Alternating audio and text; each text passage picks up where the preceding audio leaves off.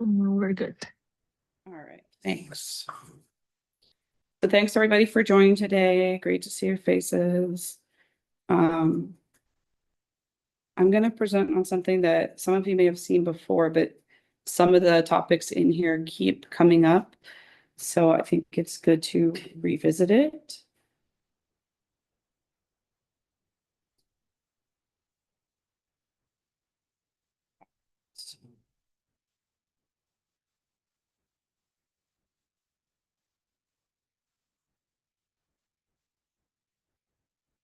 Okay, so for those of you that don't know me, why? I'm Ashley Phillips, and I'm the Director of Operations for the Gemini Research Center. Today, we're going to talk about the NIH public access policy, as well as a couple of other items that are relevant to publication, especially for NIH-funded work.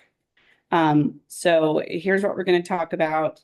Some key terms. What is open access, public access? What are some of these abbreviations that you might hear? When does the policy apply, which is an area that we're trying to understand a little bit better. So I'm going to leave a few questions there that we're trying to get answered. What is required of the authors, of the investigators, and how we can pay for these fees, which are getting quite high. And just a note about predatory journals. So first, starting with some of those key terms. Of course, NIH, you'll hear me talk about, that's the U.S. National Institutes of Health, public agency, funds the biggest funder, of health-related research in the world, and that funds a great deal of biomedical research here in the U.S. You'll hear me talk about open access, which is different from public access. So open access refers to content that is published that's freely available to the reader, to the end user. If somebody comes across the article, they can open it with no restrictions. Open access journals, in order to make that content freely available, usually levy a fee on the authors or the author's institution, because somebody's got to pay. Space on the internet costs money, so somebody has to pay for that. And then you'll hear me talk about conventional or subscription-based journals. Those are becoming fewer and fewer. Those are journals that fund their operation through subscriptions or pay per article fees. So when you come across some content that says you can't access it and you could subscribe or pay a fee, that's in a conventional or maybe a hybrid journal, which is in between conventional and open access, or the old-fashioned way, where people would pay a monthly or a yearly fee and literally receive journals in the mail. Some people still do that, I believe, but I don't know any of them. Maybe one. So conventional journals, because they get funds from their subscribers and those fees, they usually charge little or nothing to the authors for publication. That was the old-fashioned way, and those times are mostly over. And then you'll hear me refer to PMC, or PubMed Central. That is a free full-text repository of all kinds of biomedical and life sciences literature at NIH. And it's important to note that it's not a publisher. It's a bit different from a publisher, but it will host as a repository content. And we'll talk more about this as we go along. The PMC ID is a unique identifier that links something deposited in PMC. Makes sense. It's the ID for PMC, which is different from something that sounds very similar, which is a PubMed ID. Not every paper that's in PubMed is in the PMC. So they have different identifiers. I know that can be confusing.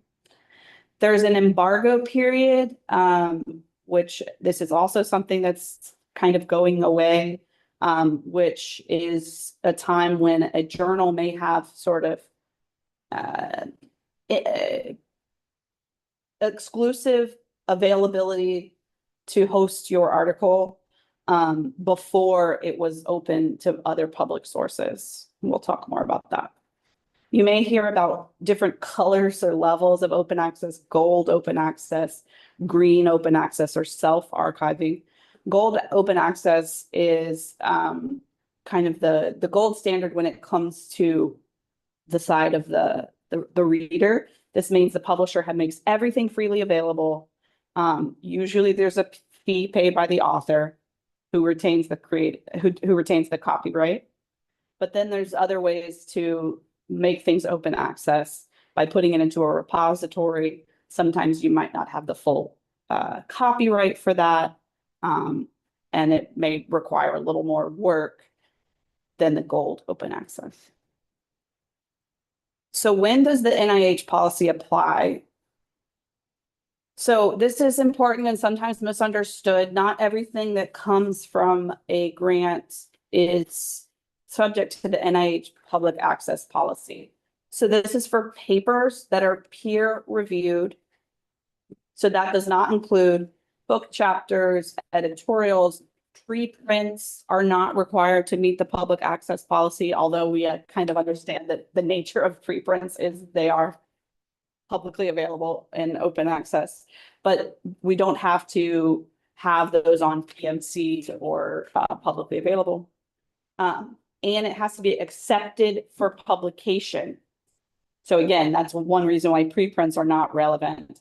And this means that even if the PI is not a co-author, for example, if it's something that where something has changed, or the PI agreed to have some other secondary analysis without them as an author, it would still be required potentially to comply with this. And notice that, again, accepted for publication means a journal reviewed it and said it was okay. That's going to come up again later. And it arises from direct NIH funding.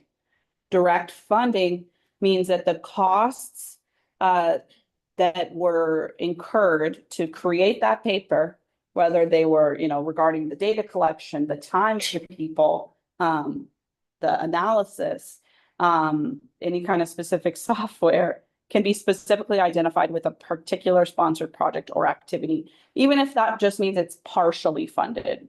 It can be partially funded, but still directly funded. If it were indirectly funded, perhaps like second analysis of some data that's publicly available on the NIH data archive, that would not be necessary. This is where there's a bit of uncertainty lately, because we're getting some notices some reminders from the NIH that we need to pay attention to authorship and what is considered to be coming from NIH funding. So we need to make sure that we're not linking our grants with things that didn't come from NIH funding, because all of these things that did come from NIH funding have very specific and firm rules. Therefore, if they don't fall under that category, we don't need to be subjecting ourselves to those rules, because it could actually cause problems down the road needlessly when we're talking about things that were not directly funded from NIH. Talking about this may stir up some questions that you have about that direct or indirect, which I can't answer very well, although I'll try my best, but it's something that we're trying to get some more guidance on right now. So stay tuned. What is required? So if your work is subjected to this NIH public access policy, what do you have to do? You have to address copyright, deposit papers into PMC, and cite the article appropriately. So first, addressing the copyright. So this is usually not an issue, because most US-based journals know that this is a thing. Before going through submission or signing any kind of agreement, we need to make sure, and this has become an issue lately, that whatever we're doing with the journal allows for archiving in PubMed Central. If the journal does not allow us to archive the same work in PubMed Central for copyright reasons or others, immediately upon publication, We can't do that with an NIH work because we will be in trouble, and we'll get to trouble in a minute. So this has become a challenge that a lot of authors that are NIH funded haven't are having trouble with and don't consider until the point of the acceptance or the actual publication, which can cause a lot of headaches because this piece I've highlighted is new. So it used to be that we had an embargo period where the journals could have that exclusive publication, and the archiving into PubMed Central was allowed after 6 months or 12 months. But this is no longer the case. The new policy in the United States is that any of these things that are published by a journal at the same time have to be deposited into PMC. So if the journal says, no, we have exclusive rights to publish, that's a problem. So we need to make sure we're understanding that well at the time of the submission. And it's important to note that, access to the material in the PMC is free, but that doesn't mean that we can put anything in there. If the journal is saying we own this copyright, or, we at least have exclusive rights for a certain period, that could be a challenge. Then we have to deposit the papers, and that could work a few different ways. The word of the policy is that we do have to electronically submit those things to PubMed Central upon acceptance of the publication. So how does that work? A little bit of these methods, or the way that they describe them, has changed if you look into this. So don't get too caught up on these different methods.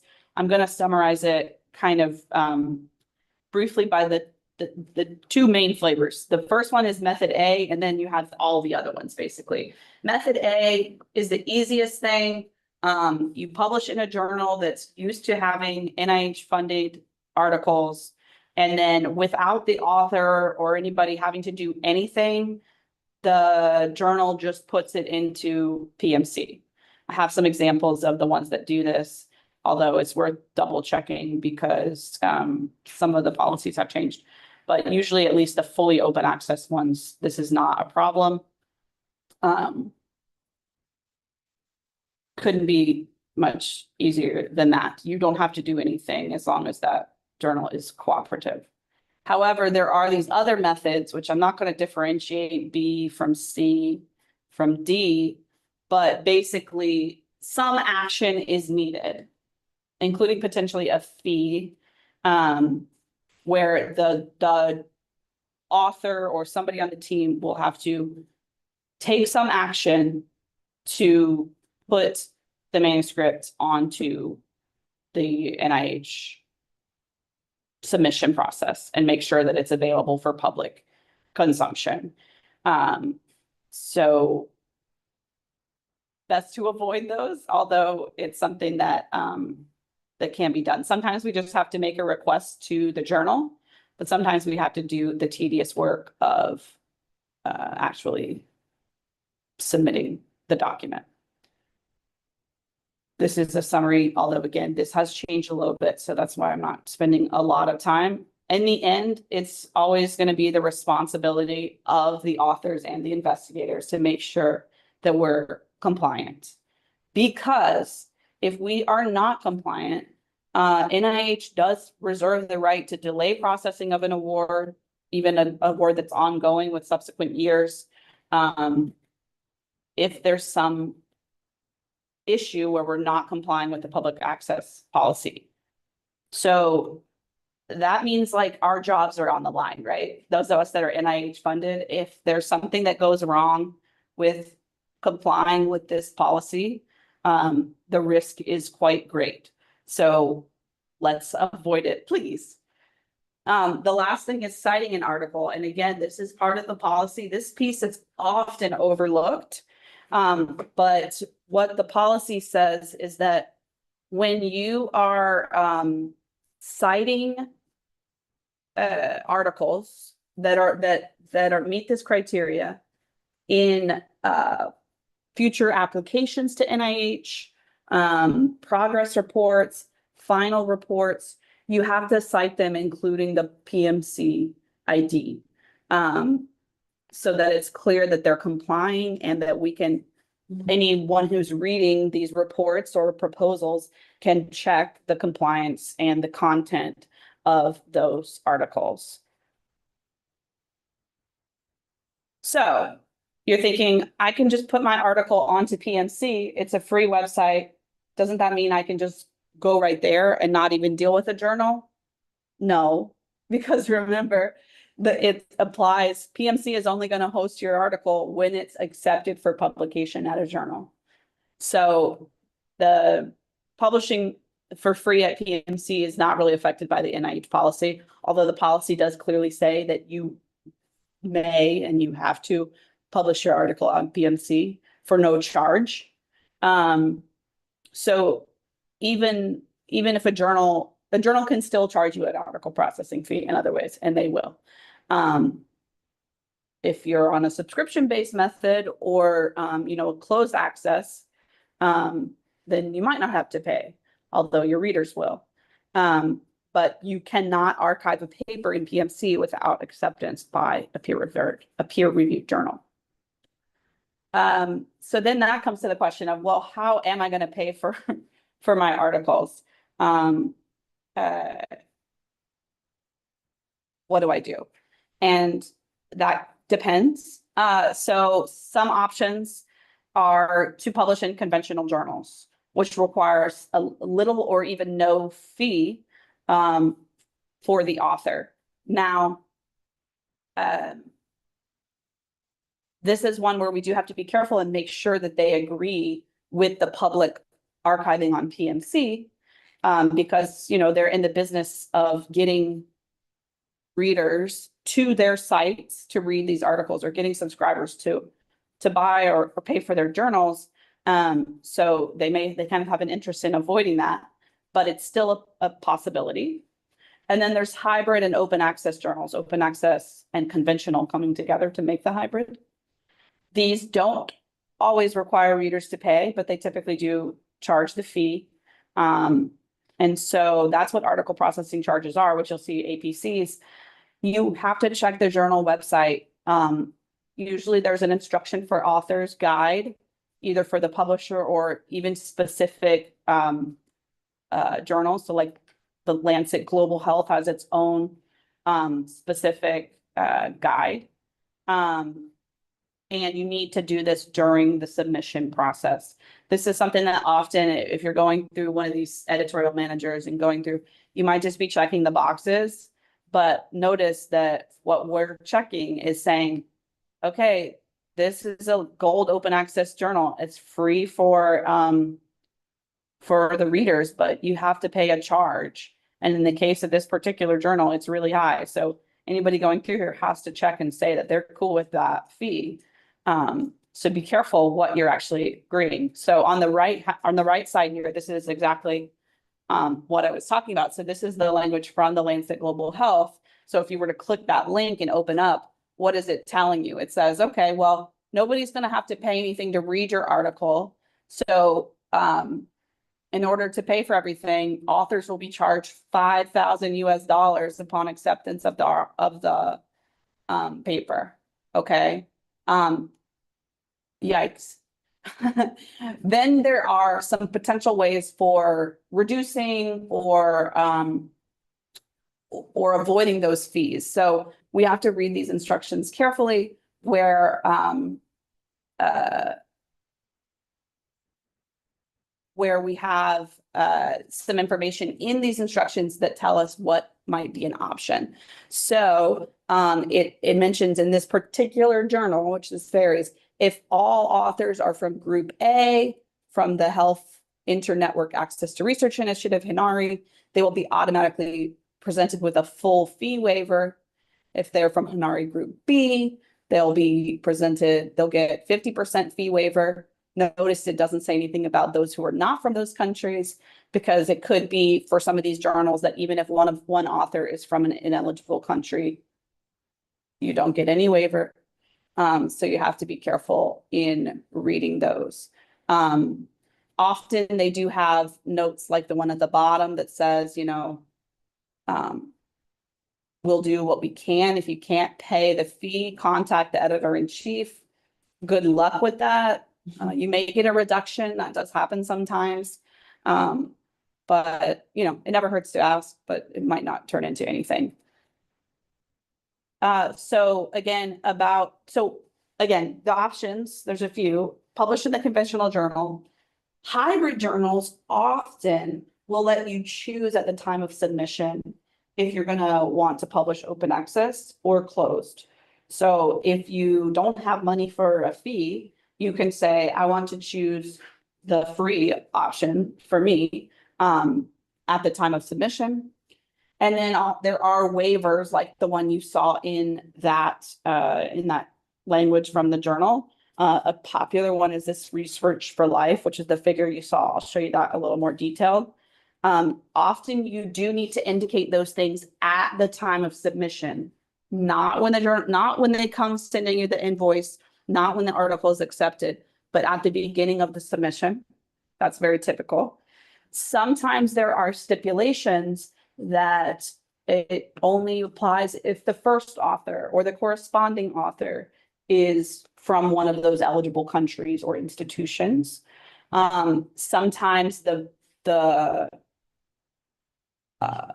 primary funder location will be considered. So like, where is this being funded from, or where is this project taking place? Are most of the authors from an eligible country or not? Here's the map that's updated this year for Research for Life eligibility. And you'll see, usually what most of the journals do is that if all of the authors are from Group A, they give a full waiver. If there's a mix of Group A and Group B, or just Group B, they may give a 50% waiver, which is great, but it still could be expensive. So again, just make sure you check in detail about what each journal requires, because you'll see, for example, that even though Tanzania is one of these blue countries, if there are authors from other countries that are not in the blue, it may change the eligibility that they have for a waiver related to this particular designation. You might get funder support. So whenever grants allow for it, it's always a good idea to include article processing charges in your budgets, because you saw that these can be quite expensive. Nowadays, pretty typical to have something between like $1,500 and even up to $5,000 for one article. And some of our projects are producing multiple articles. NIH will allow you to do this. And sometimes, depending on your funder, you could go back and ask. Again, depending on the funder, it doesn't hurt to ask and say, hey, we want to publish this, and we don't have any funds dedicated to this. And, if it's a small amount relative to their big budget, maybe they'll allow it. There are also many, many agreements with publishers for free or discounted publishing based on the institutions of the authors. So depending on where you have institutional affiliations, different universities, nonprofits, government agencies have agreements with publishers to allow for often free, sometimes discounted publishing. So one of these that came out recently, it applies to most of our Brazilian colleagues. You can take a look at it, where there are essentially many journals that many really great journals from these publishers that will allow Brazilian authors to publish for free or reduced fees. So please take a look at that. There's questions that you can see on there. And again, it's not just any journal. There's eligible journals, but it does apply to most of our Brazilian colleagues who have an institution with at least one of the related, who have an affiliation with at least one of the related institutions. I should note that these kinds of agreements are subject to change. Usually they sign these kinds of contracts, and they might have an agreement for 1 year, 2 years, 3 years, and then it could end. So be sure to stay up to date if you see any updates.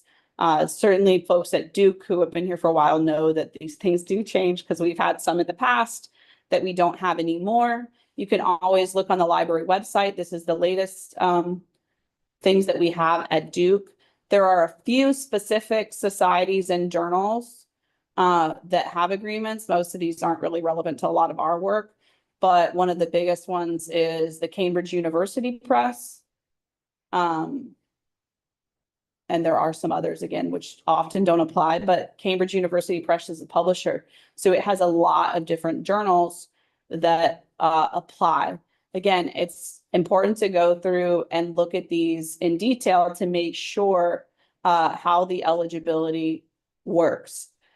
So in this case, it says that it has to be the corresponding author, needs to be somebody at the Duke School of Medicine or some other parts of Duke, and how they utilize it. So it's important to make sure that we read those. And if you notice, like in that Brazilian one, it said specifically that you have to make sure your ORCID is linked to your paper and to your institution.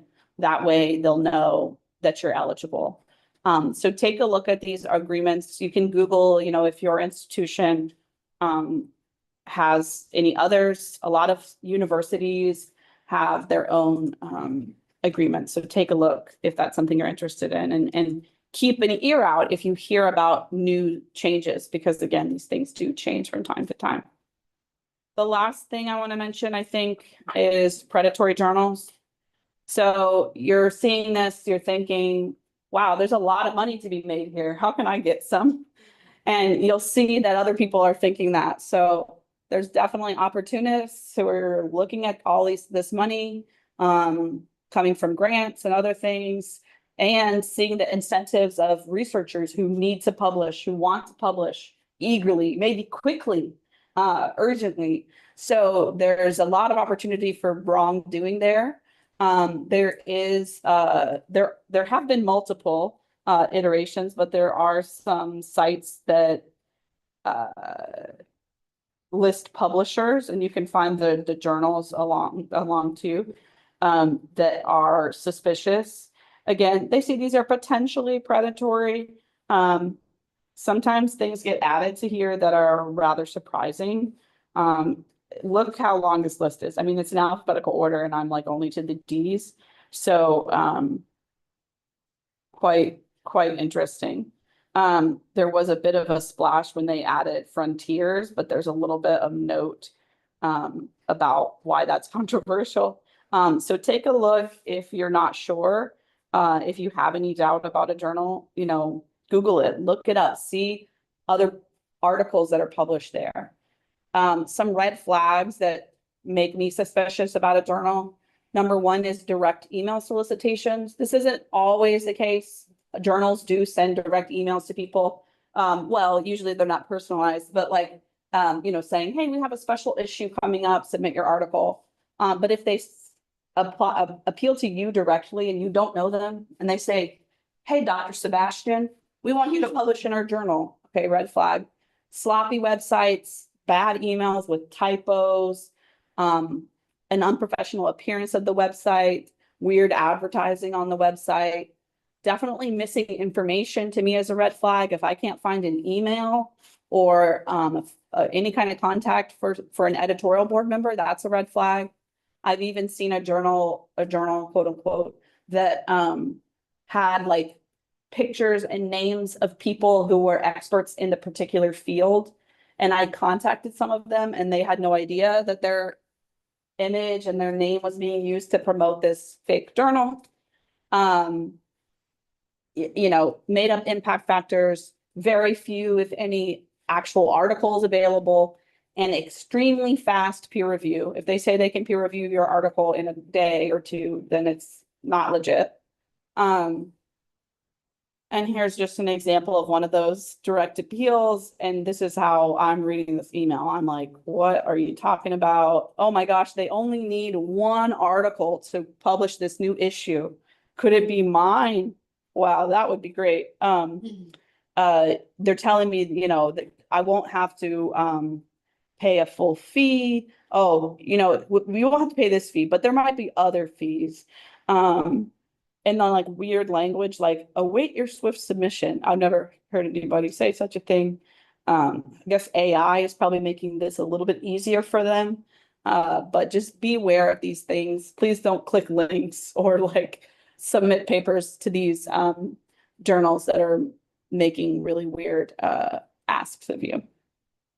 Okay, I did see there was some things in the chat, which is a good comment from Anna and Eduardo. Having a reference list of preferred journals would be great. And keeping it updated. That is part of the challenge. So Eduardo nailed it there. Yeah, I don't think we have anything quite like that right now. We could certainly develop something, especially just a repository of like what are the options and like the policies of the journals, but as was mentioned, keeping those things updated is incredibly challenging, especially right now, because the big thing that's happened somewhat recently last year when the new policy went in place is a lot of the journals are kind of pushing back on the immediate publication that's required by the new NIH policy. So I think some of the journals are in the middle of changing their policies too. So keeping up with the policies and even the fees, like I'm thinking that would be something that everybody would like to see at table with all the rates. Well, until the rates change like every 6 months or something. So that is a challenge, but not a bad idea. Any questions or comments otherwise?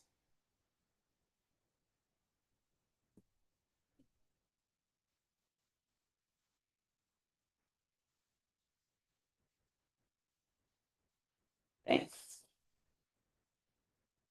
Anybody have any other lessons learned that I didn't cover? Because some of these things we sort of learned the hard way. So if anybody had any other lessons, feel free to join, feel free to mention.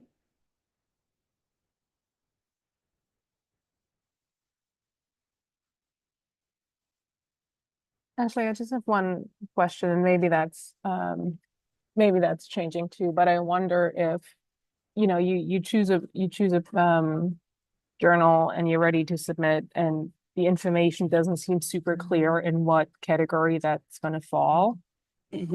Is it and let's say like, we all put our heads together and it's not super clear. Is it encouraged to reach out to either the PO or like somebody at NIH to like, do they have some sort of contact person? That's a good question for the public access policy. I imagine there is. I can't say though. I don't know.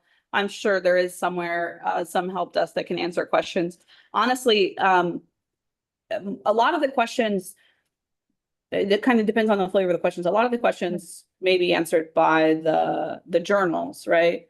If it's a question of does the policy apply, yeah, that's more something for NIH. But in terms of am I going to be able to work with this journal to be compliant? Most of the journals, I mean, you can imagine, if 28% of the US biomedical research portfolio is funded by NIH, they're very accustomed to having to comply with those. So for those things, a lot of the journals are well aware. Yeah. Okay. So sorry, I don't have a better answer on that. Yeah, no, that is helpful. I was just wondering, like, who obviously NIH has the final authority, but then is there value in basically having to confirm with them if there might be a situation where it just doesn't seem super clear cut. Yeah, it could be. Any other thoughts or comments? If not, I'll just make one other comment to expound a little bit more about what I was talking about authorship. So this authorship piece is relevant across the board, but it can be sticky and cause us some challenges, in particular with authors affiliated with foreign institutions, non-US institutions. This is something that's come up recently because many of you know there have been restrictions on foreign components in NIH funded projects. So it's a particular area that's causing some confusion and challenge. So this is the main part where we're trying to get some clarity on how this impacts publication, authorship, and like what's directly a product of NIH funding. So we're trying to get some clarity to make sure that we're complying with the policy there, because in many cases, collaboration on a paper and authorship could be considered a foreign component of an NIH-funded project. And we didn't always really consider it or see it that way. Let's say we have an analyst based in Brazil who is collaborating. Maybe we have all the proper agreements for data sharing and things like that. It's data that was generated in Moshi in Tanzania, but we wouldn't have considered the Brazilian analysis team a foreign component. It's not clear to us right now if it should be. How does that apply to secondary analysis? How does that apply to a number of different cases? And how do we deal with it if it does apply? So just throwing out that we still have more questions to answer, but it's something that we need to be really mindful about, intentional about as we're making our author lists. Obviously, we're making sure that everybody meets authorship criteria in the first place, which I didn't cover today. But when they do, are we going to come up against any implications that are going to cause us any challenge? So stay tuned for better answers on that, because we're trying to. Needy posted a comment: does a journal's affiliation or certification change over time, and how do we tackle that? Yeah. For example, a journal may be part of PubMed for a long time and does not. That's a good question, and no worries for putting it in the chat. That's totally fine. That's a good question. Some of them do. Usually you see people going in the helpful direction where they didn't use to deposit into PMC, but then they do. Not so much the other way, but that could definitely happen because these journals, these publishers are typically, they're either nonprofit or like private institutions. So they can do whatever they want. They don't have to, they're not compelled to do that easy, we're going to submit it to PubMed for you. You can generally, that should generally be clear on a good journal's website. You'll see a reference to PMC or PubMed indexing is what they call it. If it's PubMed index, it can be searched on PubMed. But it's something that you want to be careful with when you're dealing with NIH funding. And let me take a step back too and remind that not everything that we work on is NIH funded. So we ought to be paying close attention when things are NIH funded. But we don't have to. Just let's remember not to get ourselves into a knot when we're talking about things that are funded from foundations or other sources. So we have that on our side. Joao, go ahead. I want to address this comment a little bit. It is important that we have a list of predatory, but there's also a range of what is understood as predatory or not. I think Ashley did cover that in her presentation, but in the end, it's also for us to have a little critical evaluation of where we're submitting a journal to. I'll give you a quick example. I don't think that there is any big difference between PROS and Frontiers in terms of business model. Both are paid for journals that will accept most papers you submit if they are in good enough methodological quality. And within PLOS, if you compare PLOS 1 to PLOS Global Health, PLOS Global Health is going to be a much more strict criteria because the editor and current editorial list profiles are very strict and want to do good quality. And it's one of the best ways for you to showcase global health work. Now, on Frontiers or MDPI, which is one that has also been tagged as predatory, in the field of snakebite, the MDPI bought Toxin, which is one of the best journals in the space. And so the entire community takes journals in that publication very well, even though then the criteria will be a little lower. Unfortunately, as it happens most times when people realize something that is supposed to be of regulation becomes a market, it tends to lose quality and it tends to lose that control and reputation.